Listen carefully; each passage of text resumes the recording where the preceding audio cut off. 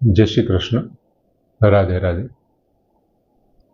मित्रों, 49 श्लोक में भगवाने अर्जुन ने बात करी कि मां ते व्यथा मां च विमूढ़ भाव, तू मारू आवू आ विकराળ स्वरूप જોઈ અને માં તે વ્યથા વ્યથિત થઈશ નહીં, માં ચ વિમૂઢ ભાવ અને મૂઢ ભાવને તું પામીશ નહીં।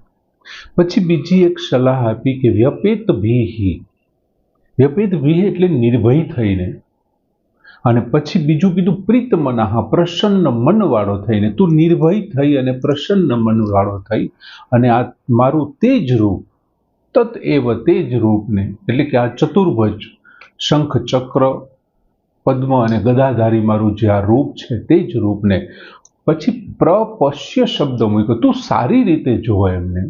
ભગવાન અર્જુન ભગવાનના કેટલા કૃપાપાત્ર છે, સારા સારા સિદ્ધ પુરુષોને પણ અર્જુન ઉપર એવી એક આધ્યાત્મિક ઈર્ષા થાય કે આટલી બધી કૃપા એક વ્યક્તિ ઉપર ભગવાનની જેમ કેમ કરે છે।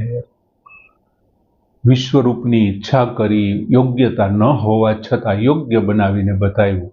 ઉગ્ર રૂપ, અતિ ઉગ્ર રૂપ, એમની અંદર બ્રહ્માનું સ્વરૂપ, રુદ્રનું સ્વરૂપ બતાવ્યું, ચતુર્ભુજ રૂપ, અને તે જ રૂપ તને તારે પાછું જોવું છે ને, પુનઃ શબ્દ। અને ફરી પાછા હવે સંજય વાત કરે છે।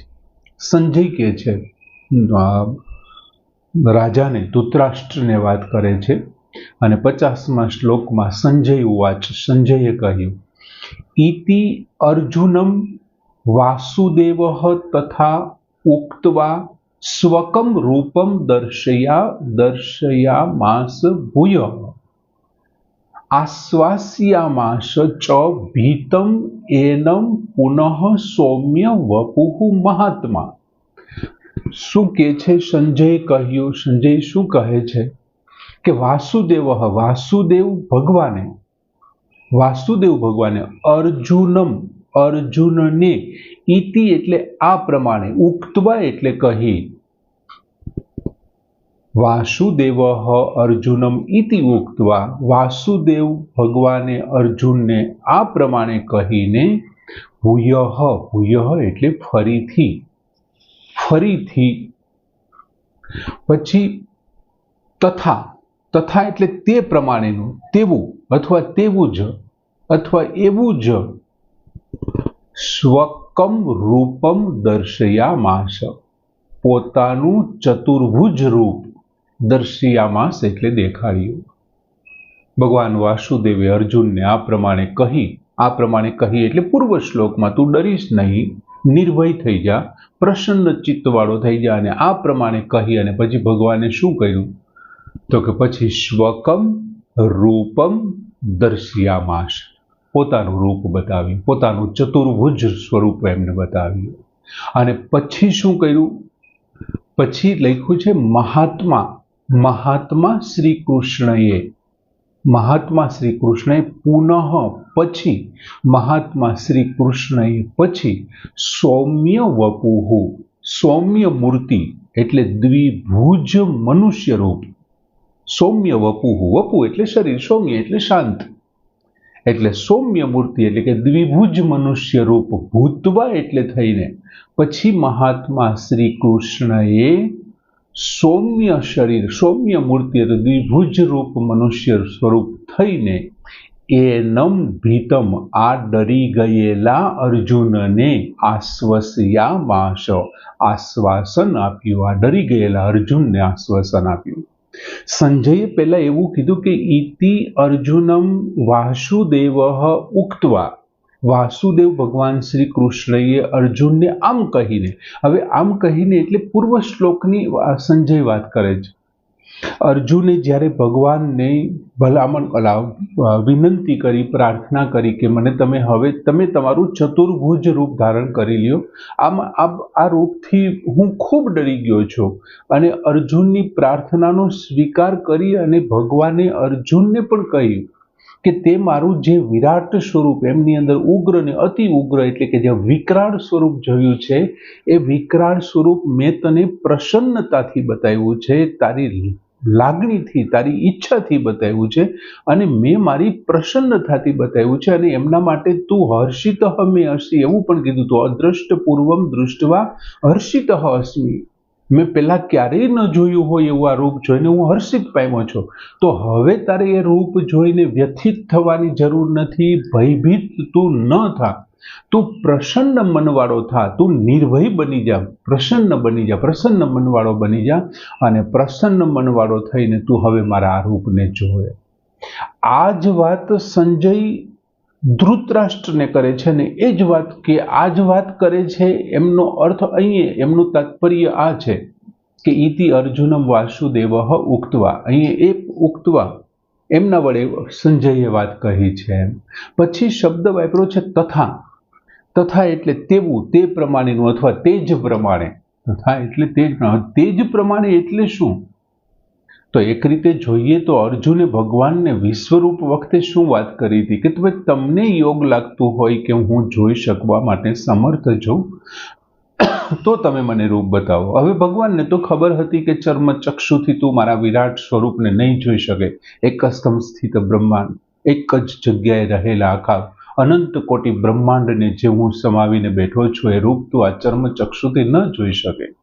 પણ એમ છતાં ભગવાને દિવ્ય દ્રષ્ટિ આપી અને અર્જુન ઉપર કૃપા કરી અને ભગવાને વિશ્વરૂપ બતાવ્યું. એમની અંદર બ્રહ્મા સ્થિત છે, રુદ્ર સ્થિત છે, વિષ્ણુ ચતુર્ભુજ રૂપધારી વિષ્ણુ છે, કાળનાય કાળ છે. આવું વિકરાળ સ્વરૂપ બતાવ્યું. એમની પાછળ માત્ર ને માત્ર શું હતી? કૃપા હતી. અને હવે અર્જુને શું માગણી કરી કે હવે તમે મને ચતુર્ભુજ રૂપ બતાવો એમ.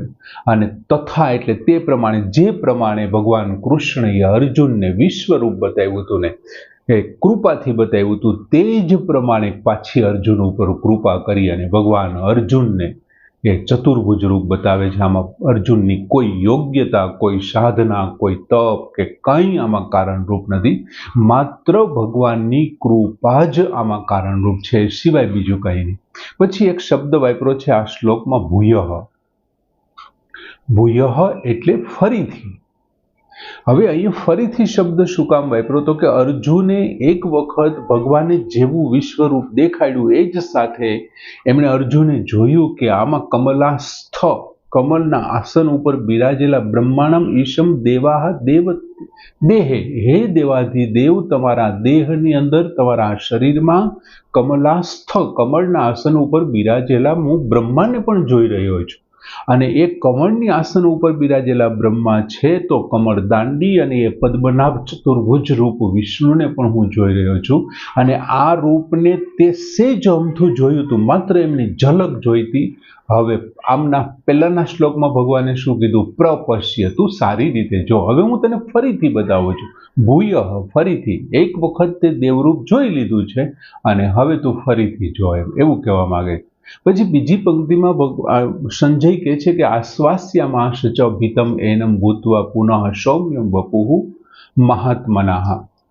ભગવાને પહેલા ચતુર્ભુજ રૂપ અને પછી ભગવાને શું કર્યું?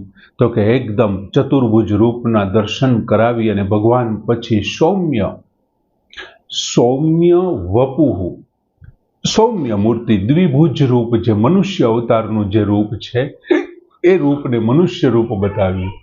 એમના મૂળ સ્વરૂપમાં ભગવાન છે ને પાછા આવી જાય, દ્વિભુજ રૂપમાં પાછા આવે છે. ચતુર્ભુજ રૂપના અર્જુને દર્શન કરી લીધા. એમની પ્રાર્થનાનો સ્વીકાર થઈ ગયો. અર્જુન પણ ધન્ય થઈ ગયો.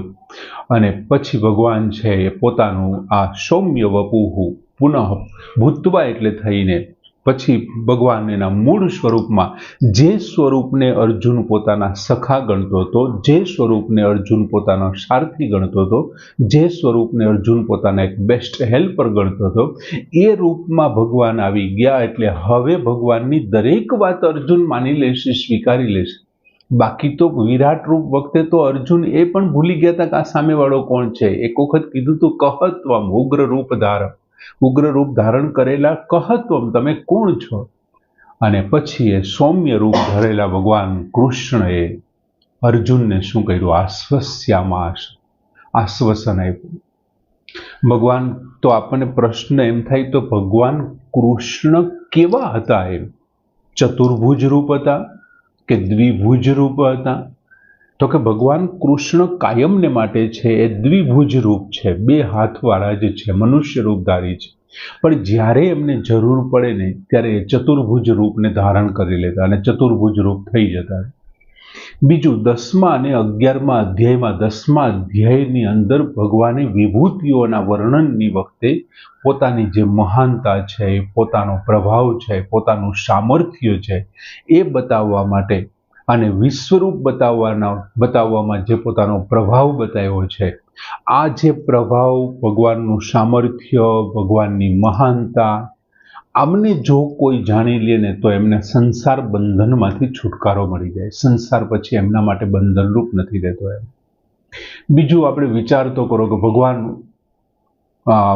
અર્જુન ઉપર ભગવાનની કેવડી કૃપા છે કે અર્જુને પહેલા એમ કીધું કે તમે મને વિશ્વરૂપ બતાવો, તો ભગવાને દિવ્ય દ્રષ્ટિ આપી અને પછી વિશ્વરૂપ બતાવ્યું. પછી અર્જુને કીધું કે તમે મને દેવરૂપ બતાવો, તો ભગવાને કીધું દેવરૂપ બતાવું, તું પહેલા એકદમ સ્વસ્થ થઈ જા, નિર્ભય બની જા, તું પછી પ્રસન્ન ચિત્તવાળો બની જા. અને ભગવાને પછી એમને દેવરૂપ બતાવ્યું અને ત્યાર પછી ભગવાને પછી એમને મનુષ્ય રૂપ બતાવે. ખરેખર અર્જુન ઉપરની જે કૃપા છે ને અદ્ભુત છે. ભગવાનની જે કૃપા છે અદ્ભુત છે. હું તો એમ કહું છું કે જ્યારે કોઈ પણ જગ્યાએ આપણી નજર જાય છે ત્યારે વિવિધ વિભૂતિના રૂપમાં અર્જુનને જેમ ચિંતન થાય એમ આપણને પણ ચિંતન ભગવાન કરાવે છે, તો આપણા ઉપર પણ એટલી જ ભગવાનની અવિરત કૃપા વરસી રહી છે. આવા કપરા કાળમાં જ્યાં ભગવાનની કોઈ નામ લેવું શક્ય નથી, ત્યાં આપણે ભગવાન વિશે રોજના એમને યાદ કરીએ છીએ, એમનો સંદેશો સાંભળીએ છીએ, ભગવાને કહેલી વાતનું ચિંતન કરીએ છીએ, મનન કરીએ છીએ, તો આ ભગવાનની કૃપા નહીં તો બીજું શું છે? આપણે એકેય વખત હજી સામે બેઠા નથી અને એમ છતાં આટલા જે કંઈ આપણે જોઈએ છીએ વિજ્ઞાનના માધ્યમથી અને ચિંતનમાં પડીએ છીએ, તો ભગવાનની અસીમ કૃપા છે. બીજું મિત્રો, મારો વિષય સંસ્કૃત છે, બરોબર છે, પણ સંસ્કૃતની અંદર મારા કરતાં પણ કેટલા બધા વિદ્વાન લોકોને મેં જોયા છે, હું એમને મળ્યો છું. મારા કરતાં પણ ખૂબ સારું જાણકાર વ્યક્તિઓ, બુદ્ધિશાળીઓ, આધ્યાત્મિકમાં ખૂબ આગળ વધેલા ઘણા બધા લોકોને મેં જોયા છે. એમ છતાં ગુજરાતની અંદર ભગવાનના સંદેશ ગીતાજીને સમજાવવા માટે ભગવાને મારી ઉપર જે કૃપા વરસાવી છે, મને એવું લાગે છે કે બીજા બધા ભગવાનના કૃપાપાત્ર તો છે, પણ હું એક વિશેષ કૃપાપાત્ર હોઉં એવું મને લાગે છે કે જેથી કરીને મારા હાથમાં ભગવાને આ કામ મને સોંપ્યું છે. એટલે એમની વિશેષ કૃપાઓ અહીં વરસી છે. જેમ અર્જુન ઉપર વરસે એમ આપણી ઉપર પણ આવા કપરા કાળમાં આપણને આટલું ચિંતન કરવાનું, મનન કરવાનું. મિત્રો, તમે જે 15 મિનિટ કે 20 મિનિટનો જે કાંઈ વિડીયોમાં જોવો છો, સાંભળો છો, એમના માટે થઈને હું સતત ઘણી વખત મહેનત કરતો હોઉં છું, પણ મને મજા આવે છે અને એ બાને ભગવાનનું ચિંતન થાય છે, એમના વિશે જાણું છું. આજે જ મેં એવી ઘરે વાત કરી કે કદાચ જો આ કામ હાથમાં ન લીધું હોત ને તો ગીતાજીને શબ્દશઃ મને સમજાણું છે એવું હું ન કહી શકત. ઘણી વખત તો મને એવું લાગે છે કે આ વસ્તુ મને પહેલાં ખબર નહોતી કે શું એમ. એટલે આજે એમની અવિરત કૃપા વરસી રહી છે અને આપણે જે કંઈ કરી રહ્યા છીએ, હું તમને જે સમજાવી રહ્યો છે એમની જ કૃપાથી આવી રહ્યો છે. સરસ મજાનો શ્લોક કે ઇતિ અર્જુનમ વાસુદેવ તથા ઉક્ત્વા સ્વકમ રૂપમ દર્શયામાશ ભૂય આશ્વાસ્યામાશ ચ ભીતમ એનમ ભૂત્વા પુનઃ સૌમ્ય વપુઃ મહાત્માએ. પૂર્ણ કરીએ. જય શ્રી કૃષ્ણ.